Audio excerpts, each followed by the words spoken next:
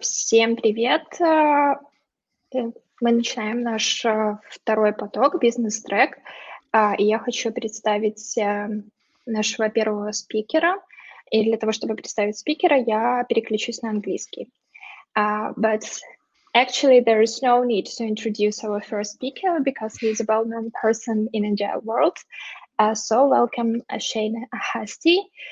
Shane is the Director of Community Development at AC Agile, and also he recently released the book called No Projects, Culture of Continuous Value.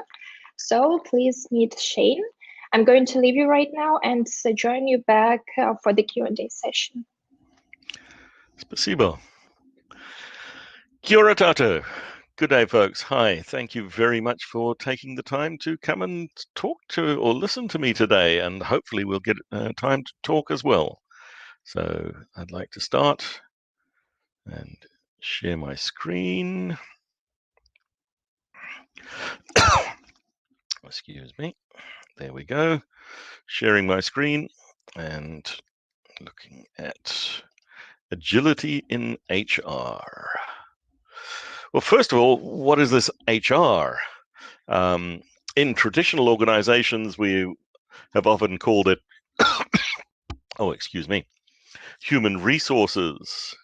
But I think we should be reframing ourselves in terms of human relationships and people operations and people support, because the role of the people that look after the people is so hugely important in it always has been, but even more so in the era that we find ourselves in, where change is the norm, disruptive change is the norm. If we think the whole world has been through and still going through the disruption of COVID-19, and that was perhaps an extreme case, but we've seen these disruptions and these waves of disruptions, these waves of change coming at us constantly.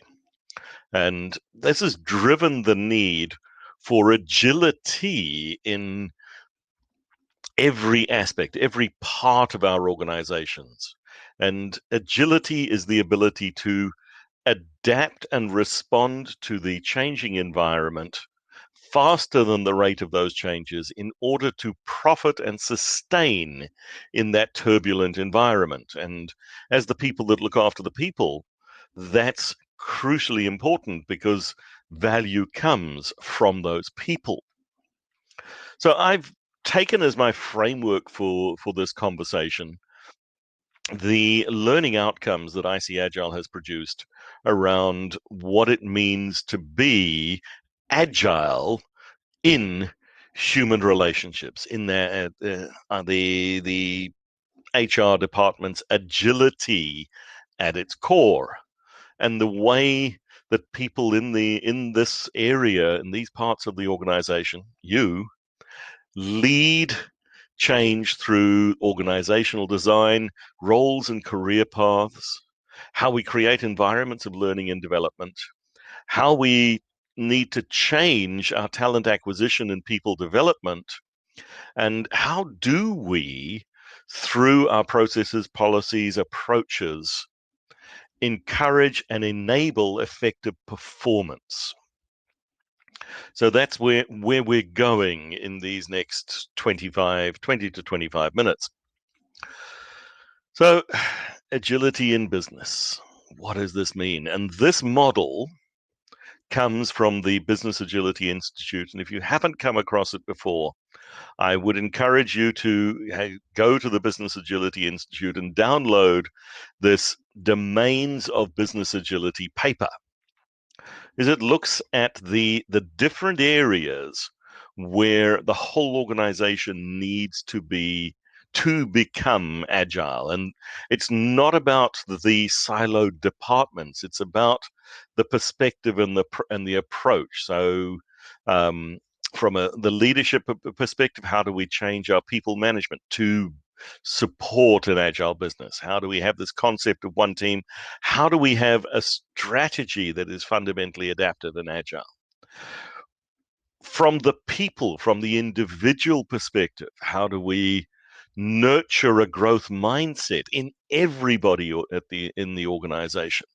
How do we create a culture of accountability and ownership? And this concept of craft excellence. And this is where the HR people have the biggest influence, is on the people that we support, and the green area, the workforce.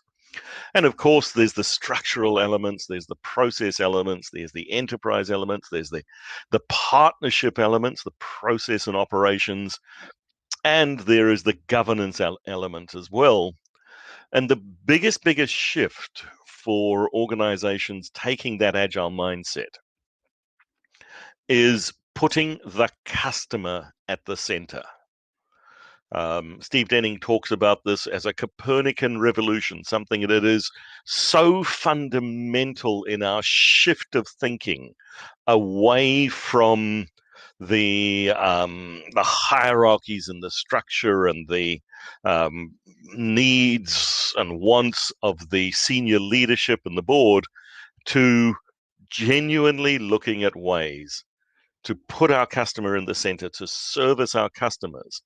Because what we see is when we deliver value to our customers, the other elements follow, whether that is sustainable profitability, customer employee engagement, customer satisfaction. Those metrics, there's a strong correlation between those business outcome metrics and that focus on the customer, and in supporting that, the focus on the people. And one of the first changes that we need to make is in the fundamental metaphor of how we think about our organization. In 20th century management, the most common metaphor is the machine. In fact, you will often hear managers talking about my organization as a well-oiled machine. My department runs like clockwork. And the challenge of that metaphor, of that way of thinking, is that we start to treat the people in the organization like cogs in a machine. We can take one out and replace it. If something breaks, if something isn't working properly, we can stop. We can take an analytical approach. We can break it apart into its constituent components. We can find the broken component, remove it, and replace it with another one. Give me a new programming unit that I can plug into this machine. And the reality is, even more so today, but it was true in the 20th century as well, but in the modern era, value is not delivered through mechanistic, repeatable activities. All of that can be automated. Value, competitive advantage for our organization, comes through the creative, innovative, collaborative work of the people at all levels, all layers, and across all aspects of our organization. So the metaphor for the 21st century organization is not a machine. It should be a garden. And as the people who look after the people, the HR department you truly are the gardeners of your organization. And when you think about the work of the gardener, it's not to make an individual plant grow. It's to create the environment where all of the plants can grow together. So the complementary, the companion planting, the nurture, the right nutrients in the soil, the right amount of moisture, the right amount of sunlight, and knowing the needs of the different plants in the different places, what goes well with what. And then when the environment is right, the plants will grow naturally.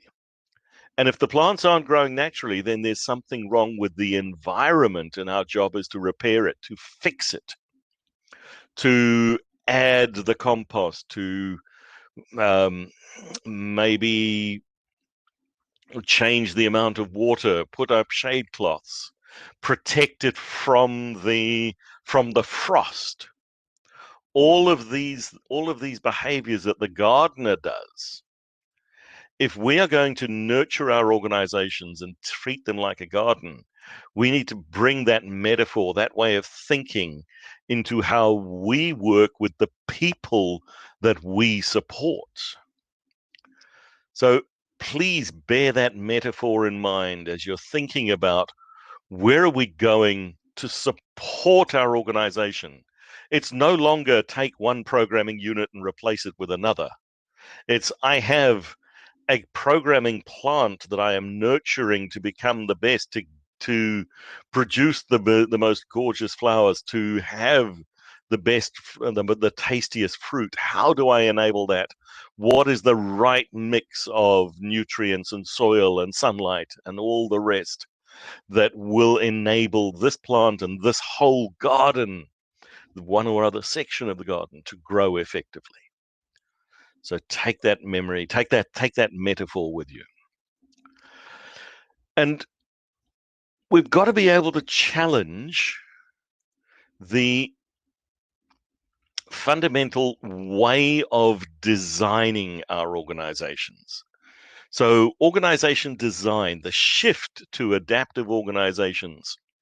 If the organization is going to be adaptive and responsive, then we need to bring in structures that enable responsiveness. And here we can draw on maybe architectural design, so we have loosely coupled, tightly aligned groups with clear handoff points and contracts of service. We need to think about the nature of the work. Is the project's approach still appropriate, or should we be thinking the no projects product-based approaches? In terms of our hierarchies, how do we build in rapid feedback loops? How do we empower people at the edges? And this is where approaches like holacracy, sociocracy, concepts like beyond budgeting, the Bassanova model there comes from the book Bassanova. How do we take advantage of all of these things, beyond budgeting, open space, sociocracy, and agile, in order to create more adaptive, more effective organizations? And this shift to even down to the point of dynamic teams. Heidi Heflin has written a wonderful book that explores what she calls dynamic reteaming. How, in response to what's happening, can our organization and our team flex? And if we think back to the gardening metaphor, when the climate shifts, when the nature of the soil, how do we companion plant effectively and move plants to different places in the garden, and creating that space for agency, for autonomy, for accountability amongst our teams? Thinking of the networks rather than hierarchies in our organizations. And in the sociocracy, holacracy space, they talk about circles, but there's double loop relationships, there's feedback loops, so that even where there is a hierarchy, the communication flows are very, very clear, and the ability to create that shared understanding and have fundamentally adaptable structures. So as HR professionals, we need to understand these new organization designs and to consider how they can and do affect, and how do we bring them into our new operations, our new organizations. The next element is to create a culture of learning. an environment where learning is not something that happens occasionally, but that it is a constant part of everyone's day-to-day work, is the expectation that what I know today won't help us tomorrow. So how do I, through different learning modalities, how do we design it in to the work of the organization so that every person's role is constantly evolving and adapting and learning new things, new ways, putting aside time, but also looking at how we do this in within the organization, peer-based, team-based. How do we support the things like communities of practice? Yes, there is a space for external training and bringing in the short blocks of knowledge, but there's models like the 70-20-10 that looks at how much learning can we get. 70% in the classroom, 20% through mentoring, and 70% through working with my colleagues doing it. And again, in that cross-functional environment, how do we create that space of learning? And how do we create joyous workplaces? And I would point you to this book, Chief Joy Officer by Richard Sheridan. And in there, he talks about the journey of an organization called Menlo Innovation that he was one of the founders of, and how they started the business with a fundamental concept that there is business value in creating an environment, creating a workplace where people are joyous.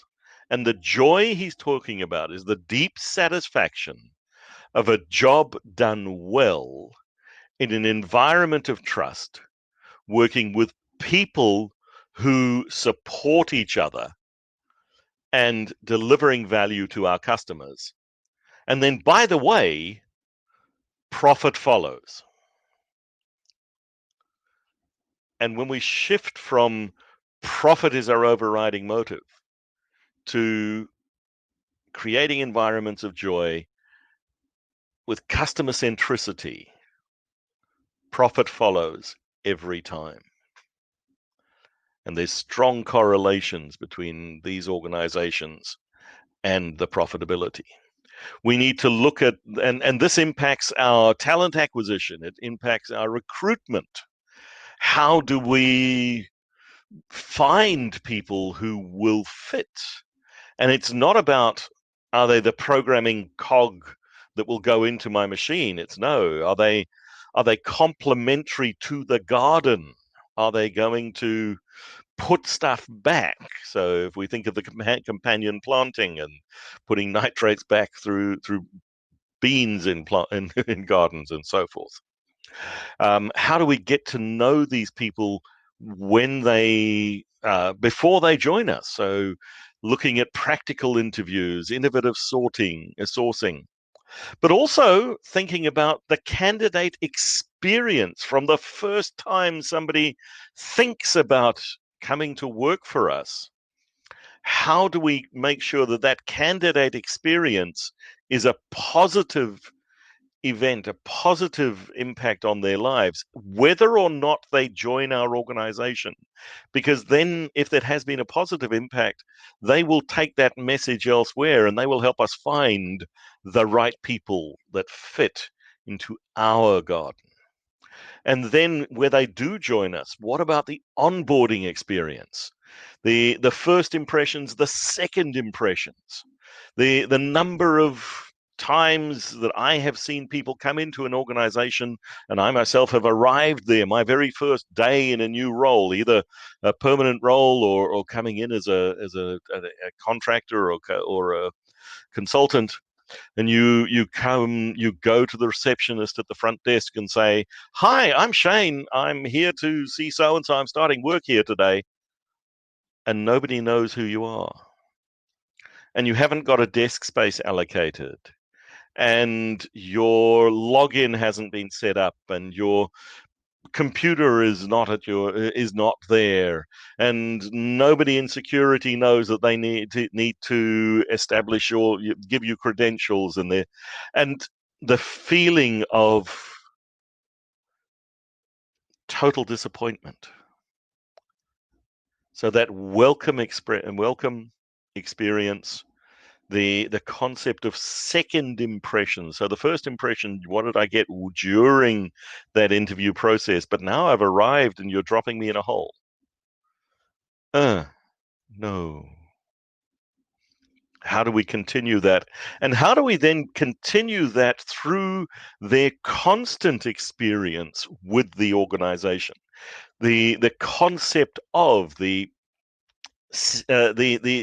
EX, employee experience, in the technology space, developer experience. How do we design the environments, design the processes so there's as little friction as possible, so that people can truly do their work effectively, that there's not many layers of bureaucracy that get in the way? Yes, compliance matters, but there are far better ways of ensuring compliance than a 7-tier permission structure for buying a book to read to extend my own learning, my knowledge about something.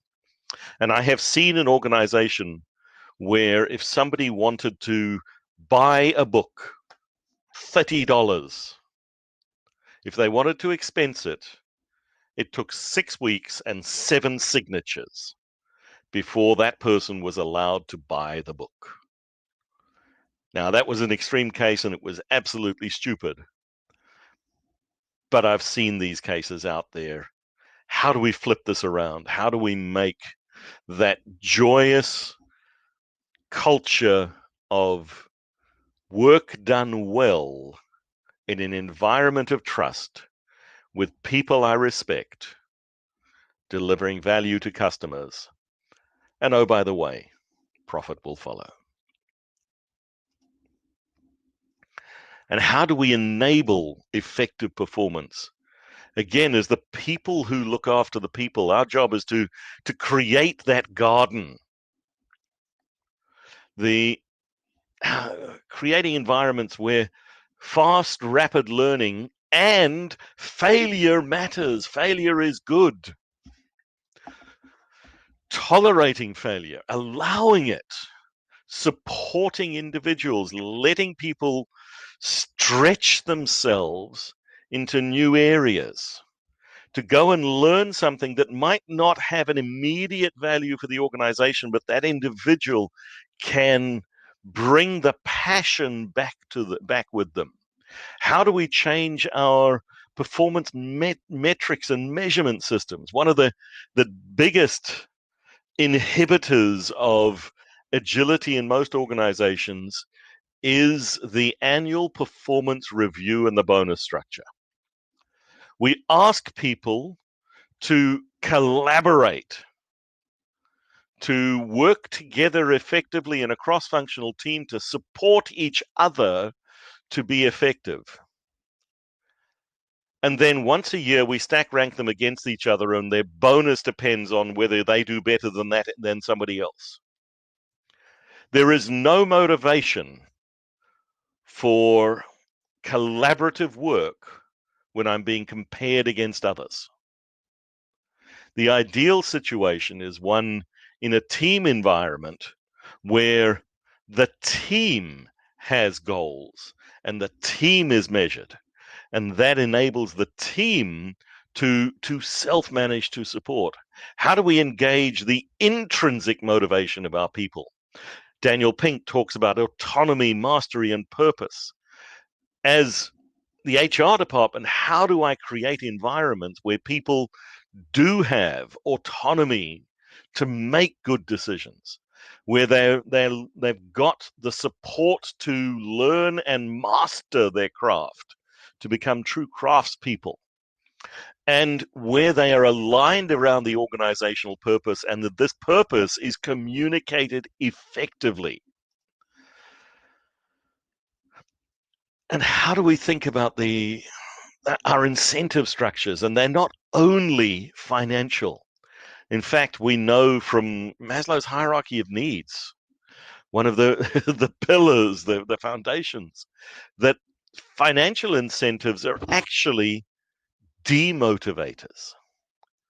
If we pay people enough to take money off the table, then we can explore and create environments where truly effective performance comes to the fore, where the people in our garden can thrive and do well.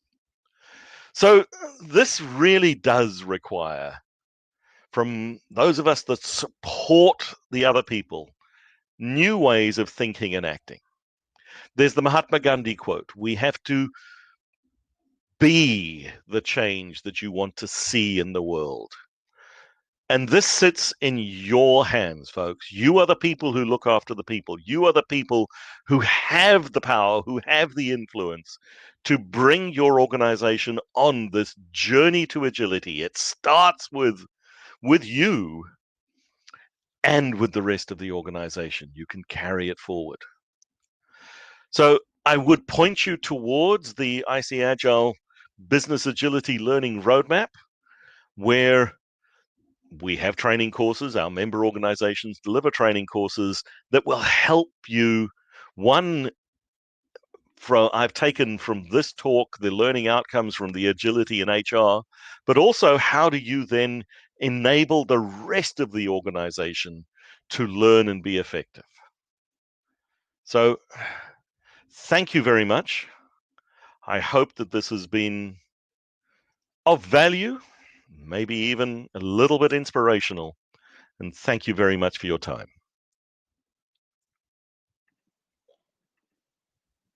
Hi, Shane, again.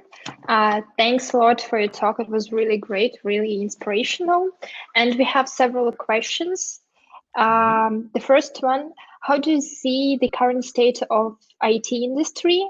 Are we halfway through the greatness inspired by a source, or are we just scratching the surface?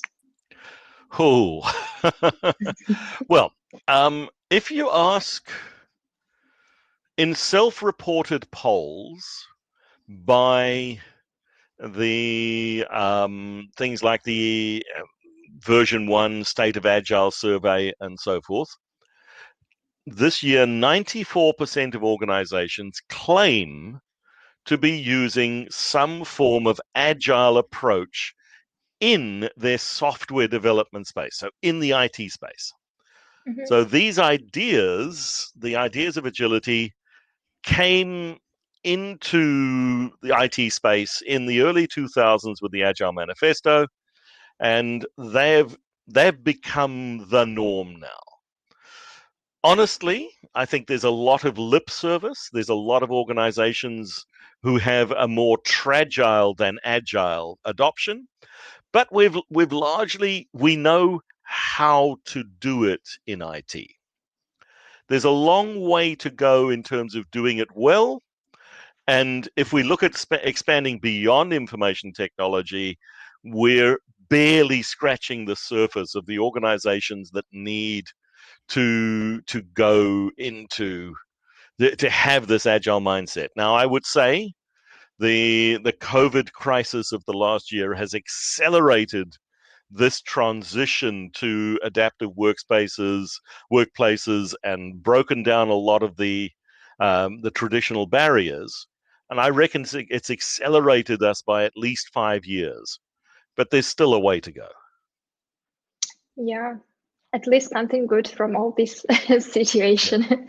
Okay, we have one more question. If a company, HR, CTO, or any other leader are starting the path, where would you recommend to look at? Books, courses, any inspiration? Okay, I have to. Thank you. And we didn't set this up in advance, but I Yeah, that's true.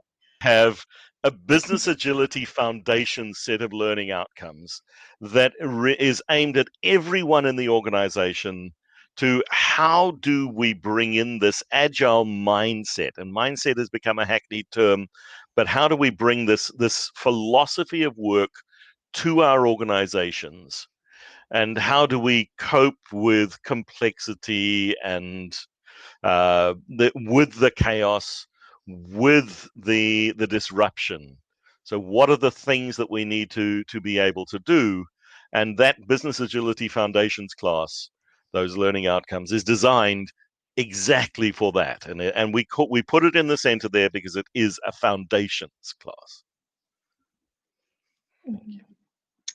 Okay, thanks a lot for your talk and for your answers. If you still have some questions to Shane, you can join special chat right after the talk. So thank you one more time, and please join special chat. Спасибо. Thank you.